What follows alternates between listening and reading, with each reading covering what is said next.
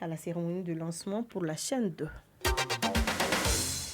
Autre lancement à Bamako du programme Agriculture saine et durable de l'USAID. Ce programme prévoit l'augmentation de la production d'engrais organiques de 57 000 tonnes à 92 000 tonnes sur un an. Il permettra également d'élargir le réseau de distribution d'engrais. Le nouveau programme est financé à plus d'1 milliard de francs CFA par le gouvernement américain. Je vous le disais au sommaire, depuis un moment, la saison des pluies bat son plein dans la capitale malienne. Une belle opportunité d'affaires pour les vendeurs ambulants. Entre vente d'essuie-glaces de véhicules en passant par les parapluies et les imperméables, chacun se frotte bien les mains car ces articles sont très convoités par la clientèle. Certains vendeurs peuvent écouler plus d'une dizaine de parapluies par jour. C'est ce que nous dit Mariam Samake qui est allée à leur rencontre. L'hivernage est synonyme de pluie abondante qui s'étend sur une période bien déterminée. Cette période donne un coup de fouet au marché de certains accessoires comme les parapluies, les imperméables et les essuie-glaces. Pour comprendre le dynamisme de ce marché, nous avons rapproché certains vendeurs ambulants. Amidou Diara, vendeur. En cette période d'hivernage, le marché est plutôt rentable. Je m'en sors malgré la cherté de la vie. Mais c'est le pays même qui est dur en ce moment. Seydou Silla, vendeur. Actuellement, le marché est florissant. On arrive à écouler nos stocks de parapluies, de balais et d'essuie-glaces. C'est notre période maintenant. On vend beaucoup et on gagne de l'argent. Nous avons ciblé un bon endroit. Beaucoup de gens passent par ici et très nombreux sont ceux qui s'arrêtent pour acheter. En plus, on va jusqu'au milieu de la route pour vendre vite fait lors des embouteillages. Comme principaux clients de ces accessoires saisonniers, les piétons, les motocyclistes ou même les conducteurs de véhicules. Tenema Diakité, cliente. J'achète les parapluies pour me protéger contre la pluie en cette période. Ils sont nécessaires pour sortir sans se faire tremper. Aminata Ouedrago, cliente. Et protégée contre la pluie, j'utilise très souvent les imperméables. J'ai l'habitude de les acheter au bord des routes. En revenant de l'université, je l'ai acheté là-bas. L'intérêt des clients pour ces articles constitue une aubaine pour ces vendeurs ambulants qui, rien que pour les parapluies, peuvent vendre jusqu'à 10 exemplaires par jour. Quant au prix, il varie de 2 000 à 7 500 francs CFA. Amidou Diara, vendeur. Tout est une question de chance et les jours ne sont pas pareils. Le bénéfice que j'ai réalisé cette année est énorme. Modibo Traoré, vendeur. Le marché, des fois ça va, des fois non. C'est pendant les embouteillages et sous la pluie que les gens achètent beaucoup plus. L'hivernage dernier, j'ai pu faire un bénéfice d'environ 100 000 francs et j'étais ravi. Derrière ce marché fleurissant, des difficultés demeurent pour ces commerçants de circonstance. Amidou Diara, vendeur. Ce qui nous fatigue le plus dans ce commerce, c'est la mairie. Elle vient parfois ramasser nos marchandises et nous interdit de nous installer au bord des routes, tandis qu'il n'y a pas de travail au pays. C'est comme ça qu'on se débrouille pour s'en sortir. Ça nous fatigue beaucoup. Malgré ces difficultés, il se débrouille tant bien que mal à générer des recettes pour subvenir à leurs besoins quotidiens. Et pendant que ces vendeurs d'accessoires se débrouillent, au même moment, les revendeurs de produits saisonniers aussi font de bonnes affaires, surtout quand on sait que saison de pluie traîne avec elle une palette de saveurs uniques grâce aux produits qui poussent naturellement durant cette période. Zaba et maïs sont actuellement les vedettes du marché. Aïcha Kone a fait un tour au grand marché de la ville des Trois-Caïmans. Nous sommes au grand marché de Bamako, devant un fourneau rempli de maïs. Khadija Kouyaté, vendeuse de produits saisonniers, s'active. Je vends du maïs pendant la saison pluvieuse. Actuellement, ce sont les maïs du jardinage, ce qui explique la cherté du produit. Nous prenons les 5 unités à 500 francs chez les grossistes pour les revendre à 1000 francs. Des fois, je peux vendre jusqu'à 5000 francs par jour et je ne me plains pas du marché. À quelques mètres de Khadija, Sogona Keita est devant un lot de zaban étalé par terre. Elle est visiblement très occupée à les trier. L'ambiance autour du zaban laisse savoir qu'il est la vedette sur le marché.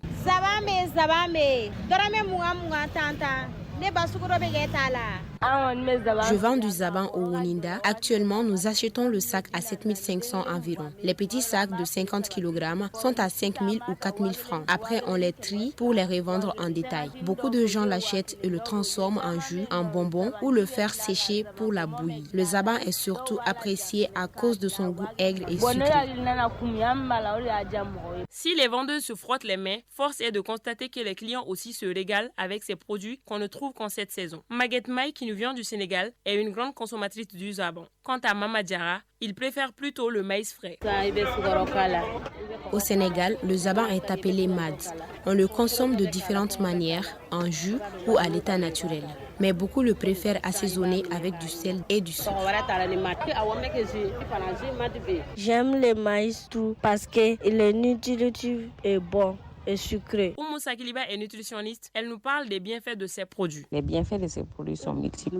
Les zabans ou encore de la liane est riche en vitamine C et B6.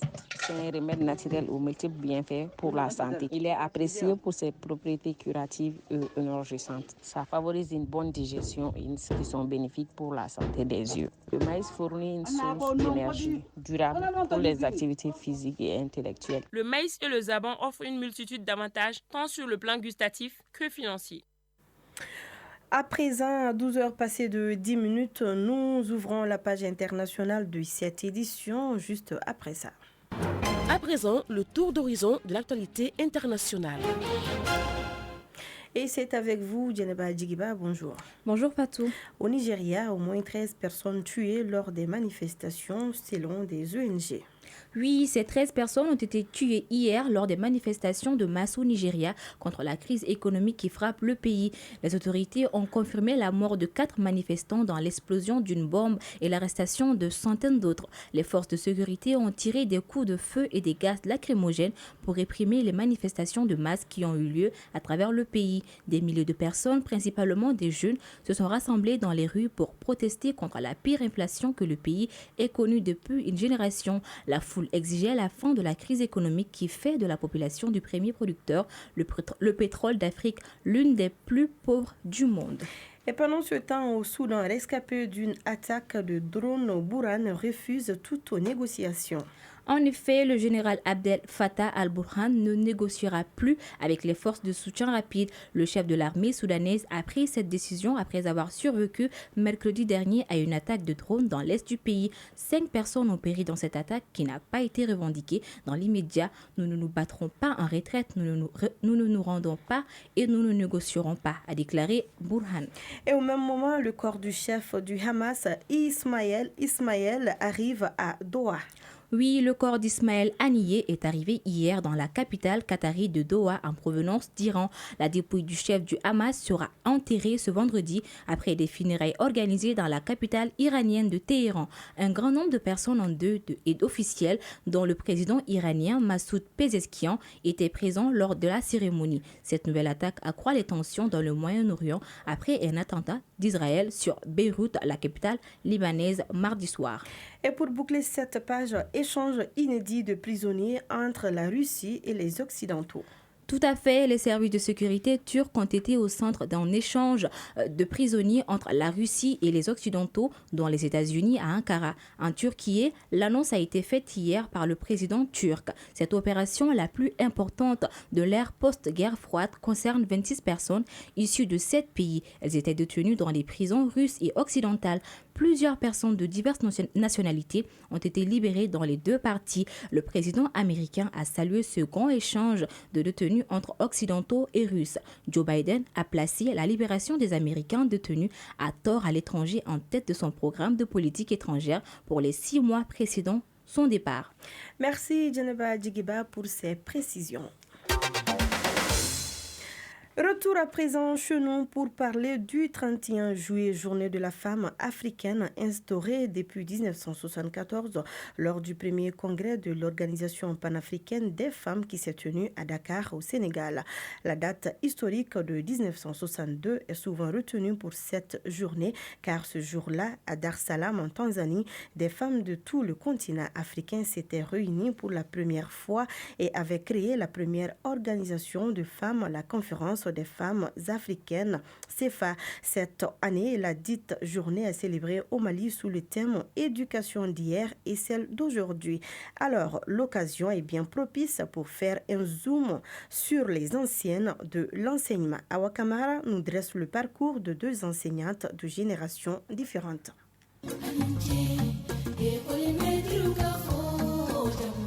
Tous les matins, du lundi au vendredi, Madame Bagayogo Rokia Diara, enseignante depuis 17 ans, arrive avec le même enthousiasme à l'école. Rien qu'à voir l'accueil que lui réservent les enfants, l'on peut s'apercevoir de l'amour et les sacrifices de soi dont elle fait preuve dans l'exercice de ce métier. En son temps, être enseignante, c'était avant tout être une mère à la fois aimante et ferme. C'est tout. Pour être une bonne enseignante, il faut aimer les enfants. J'ai fait l'AF, administration finance. Mais c'est à travers mes enfants que j'ai aimé ce métier. À travers des formations, je me suis formée. J'ai commencé l'enseignement en 2006 à La Fiabou. J'ai fait 5 ans, j'étais payé à 25 000. J'ai quitté Tomorobou jusqu'à Boudani. Après, j'ai fait 10 ans, j'étais payé à 35 000. Les enfants étaient disciplinés. Il y avait du fouet. Les enfants avaient peur de ça. Les parents suivaient les enfants à la maison. L'école disposait également d'un programme prévoyant, sachant que les enfants n'ont pas les mêmes chances de réussite dans les études. Madame Bagayogo Rokia Diara, enseignante. On faisait des bricolages, fabriquer des tasses, des canaries, des fleurs aussi. On faisait de la couture, on faisait du jardinage aussi. Les enfants qui n'arrivent pas à réussir à l'école peuvent partir du côté du jardinage ou bien du bricolage. Aujourd'hui, force est de constater non seulement la dissolution de ces petits métiers de l'école, mais aussi une indiscipline grandissante des élèves vis-à-vis des enseignants. Hawa Sidibé, cette jeune enseignante à seulement 7 ans d'exercice, exprime son désarroi. Une fois qu'un ou deux élèves te voient, au lieu de te saluer, ils vont dire « Madame, Madame ». Ils vont dire « Madame », ils vont te regarder sans te saluer poliment parce qu'ils n'ont pas peur de leurs anciens ou anciennes. Ce sont des enfants qui ne sont pas suivis à la maison. Souvent, il y a les parents de l'autre qui ne cherchent même pas à comprendre pourquoi cela est arrivé. Ils viennent tout bonnement te parler mal, dire des mots qui peuvent te blesser. En dépit de cette énorme dissimilitude, il existe un point saillant qui unit ces deux générations d'enseignantes et qui fait, selon nos interlocutrices, la beauté de ces métiers. Il s'agit de cette satisfaction indescriptible face aux résultats du sacrifice consenti. Madame Bagayogo Rokia Diara, enseignante. Voir un de mes anciens élèves devenir un haut cadre, non, ça me suffit. Dans le souci de l'accomplissement correct de cette noble mission qu'est l'enseignement, nos interlocutrices en appellent au sens des responsabilités de leurs collègues enseignants et des parents d'élèves vis-à-vis de l'avenir des enfants. Cadre haut et moins haut passe par nos mains. Voilà qui est très bien dit. 12 heures passées de 16 minutes après 2 générations d'enseignantes. Intéressons-nous à présent à cet agent régulateur de circulation. C'est en commune 5 du district de Bamako qu'il se trouve à entendre son coup de sifflet avant de le voir. On croirait que c'est un policier. Eh bien, détrompez-vous, c'est un jeune homme en situation de handicap qui rêve de devenir un jour officiellement agent de régulation de la circulation. Âgé de 20 ans, il s'est donné comme tâche quotidienne de rendre fluide la circulation dans son quartier. Mamadou Doumbia est allé à sa rencontre suivant. Kalavankura en commune 5 du district de Bamako. Mohamed Ndao, âgé de 20 ans, deuxième d'une fratrie de 6 enfants. Il s'occupe tant bien que mal, comme tous les adolescents de son âge. Lui, son passe-temps préféré, c'est la régulation de la circulation dans son quartier. Ce qui m'a motivé à jouer le rôle de policier, c'est que je ne souhaite pas avoir un accident. Les usagers de la route qui apprécient ce que j'ai fait me donnent de l'argent. Même ce soir, quelqu'un m'a donné 10 000 francs.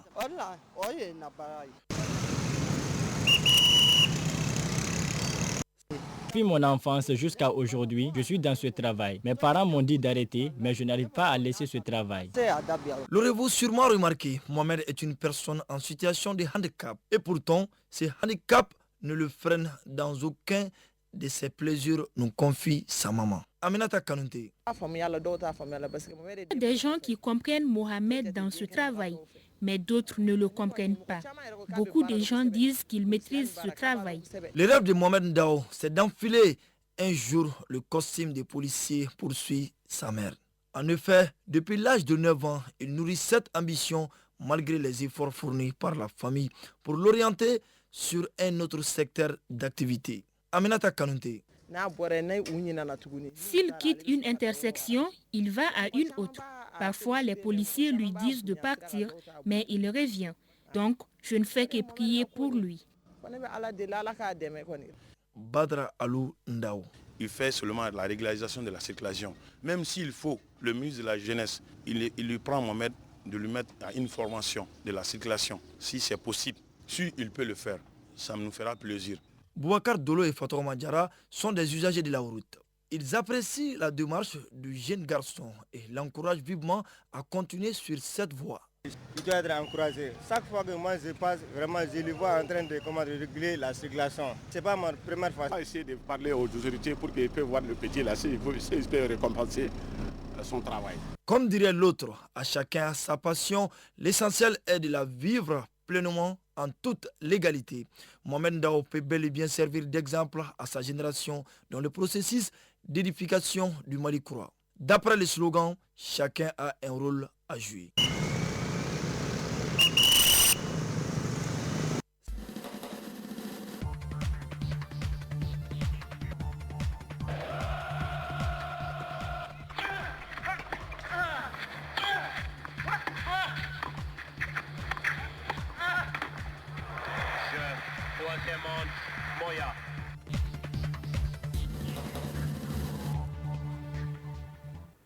À 12h passées de 20 minutes, parlons sport dans cette édition. En cette période de vacances, les enfants amoureux du ballon rond se précipitent pour prendre le chemin des terrains de foot.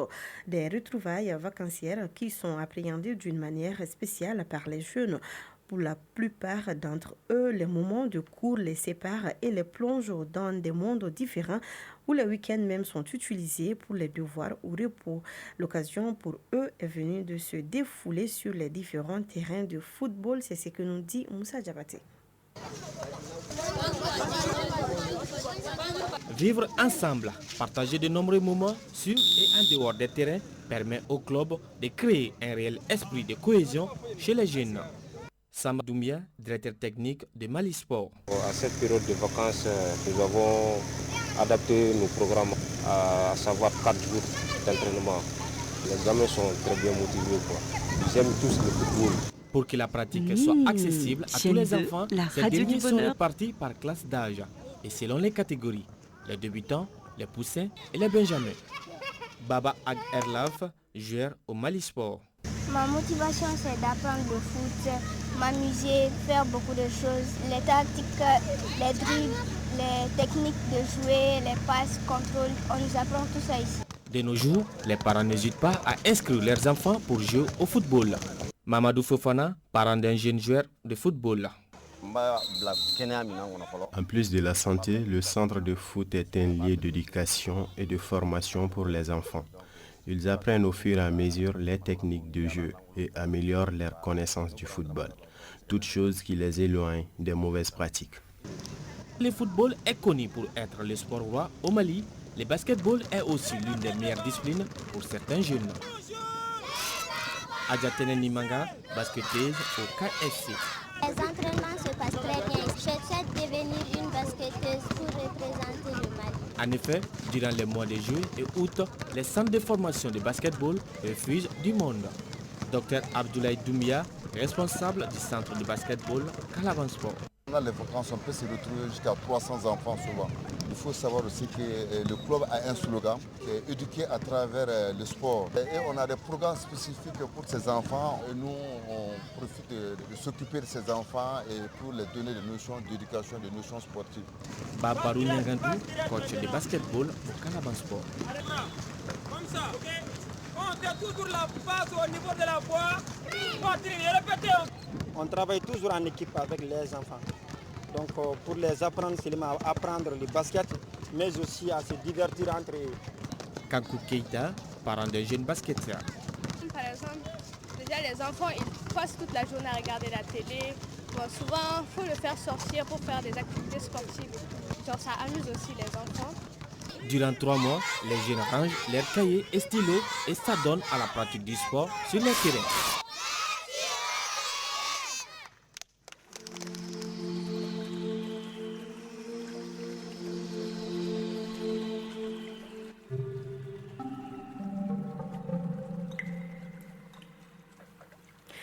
Et pendant que notre horloge affiche 12 heures passées de 23 minutes, le thermomètre lui affiche sur Bamako et environ 27 degrés Celsius.